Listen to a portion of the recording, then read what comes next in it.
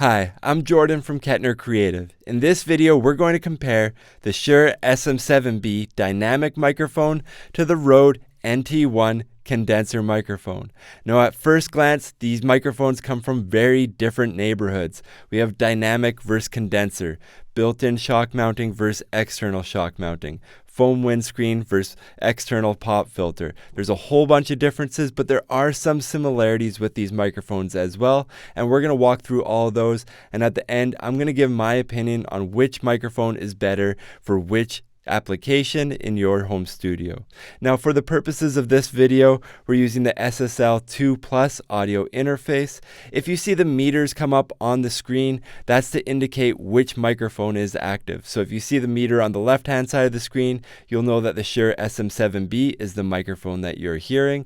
And if you see the meter come up on the right side of the screen, then you know that the Rode NT1 is the active microphone when you're listening. If you're looking for pricing or specs for anything that you see in these videos, the microphones, the optional accessories, the stands, the interface, the headphones, anything like that, we do have links down in the description below with current up-to-date pricing and specs where you can buy these things from a variety of online retailers. So if you're looking to price shop or anything like that, we've made it as easy as possible by providing you with links that offer pricing to a variety of online retailers. Before we get into some of the more practical testing with these microphones, let's quickly go through the spec. The Shure SM7B is a dynamic XLR microphone with a cardioid polar pattern. It has an end or top address for the orientation of this microphone. It has a frequency response of 50 Hz to 20 kHz. It has an impedance of 150 ohms, and it has a sensitivity of -59 dB. It has a weight of 1.69 pounds or 766 grams. Now, the Rode NT1 is a condenser XLR microphone. It has a cardioid polar pattern. It's a side address microphone. It has a frequency response of 20 Hz to 20 kHz. It has an impedance of 100 ohms. It has a sensitivity of -29 dB. It weighs 0.97 pounds and 440 grams. Next, let's talk about overall build quality and physical design of both of the microphones. The Shure SM7B has an all-metal rugged design. It has a yoke-based mounting system, an integrated mount into it, and built-in cable management. By design, dynamic microphones are a lot more rugged and durable just due to the components inside of them, so they do take a pretty good beating. I always recommend taking care of them as much as possible, but dynamic microphones are known to be quite rugged and durable.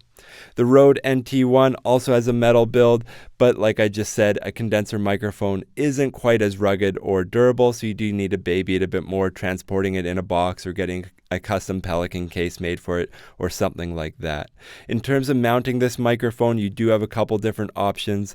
In this video, I'm using the SMR mount, which I think looks a lot more elegant for video if you're going to use this pop filter over this one. This is the SM6 shock mount that Rode makes for this microphone as well. As you can see here, the microphone just screws into the bottom of either one of these shock mounting systems, and you can use the integrated pop filter or you can take the pop filter off on either one. Now, speaking of pop filters, the Shure SM7B, this is the one that most people use. They just like the low profile design of it, but Shure does recommend this larger pop filter if you are doing voiceover applications. It's really up to you and personal preference. I have a tendency to use the bigger one more often than not, but every once in a while I do switch it up just to experiment and try new things. Now, the Shure SM7B does have some additional built-in functionality as well. On the back of the microphone, there are two switches. One switch will turn on a built-in high-pass filter, and the second switch will turn on a built-in presence boost for more vocal clarity. Now, as a general rule, I always avoid using those switches. I either prefer to do all my editing in post or use an audio mixer. Rarely do I count on changes that have been made on the back of a microphone. I just find it much more simple to always count on those switches being neutral so you can get a neutral recording out of your microphone. Now, if you're using either one of these microphones for broadcast, podcasting, anything like that, voiceover applications, we're just going to do a couple background noise tests here so you can see what the off-axis rejection is like. So this is what the Shure SM7B sounds like if you're typing on what I would describe as an average laptop keyboard. And this is what the Rode NT1 sounds like if you're typing on an average keyboard. If you're working at your desk, this is what the Shure SM7B sounds like if you're clicking a pen near the microphone. And this is what the Rode NT1 sounds like if you're clicking a microphone on your desk while you're working on your podcast or recording. If you're shuffling paper or plastic, this is what it sounds like with the Shure SM7B. If you're shuffling paper or plastic, this is what it sounds like with the Rode NT1. This is what the Shure SM7B sounds like when you're about a fist away. And now this is what the Shure SM7B sounds like when you get right up close to it. See if you can notice any proximity effect with this microphone. And this is what the Rode NT1 sounds like when I'm about a fist away from the windscreen, so about 6 inches away from the microphone. And this is what the Rode NT1 sounds like when I get really close to the windscreen. See if you can notice any type of proximity effect with this microphone. Now, in terms of the frequency response on these microphones, the Shure SM7B starts rolling in at about 50 hertz. It doesn't make it all the way up to zero until it comes close to 700 or 800 hertz there. That's when it really comes down to zero. It has a pretty flat midsection, and then after about 4K, it gets pretty jagged and then falls off at 12K. Now the Rode NT1 is basically ruler flat the whole way. It does have a small built-in high-pass filter, kind of, if you can call it that, and then it does have a bump of the upper frequencies, which provides a bit more clarity. So which microphone do I recommend for which applications? Which one's better for you? At first, I'm going to come at this from a voiceover or voice recording application. That seems to be the most commonly requested thing that people are trying to sort out. Which microphone is better for recording my voice? I would say my recommendation on this microphone depends highly on your space. I happen to record it in a pretty noisy environment, so I'm a lot more partial to the Shure SM7B. The Shure SM7B is warm and flat. It's a little bit dull at the top, so it does get accused of being dark, but that really works for me the majority of the time because those characteristics also knock out a whole bunch of the ambient noise that's around where I record most of the time.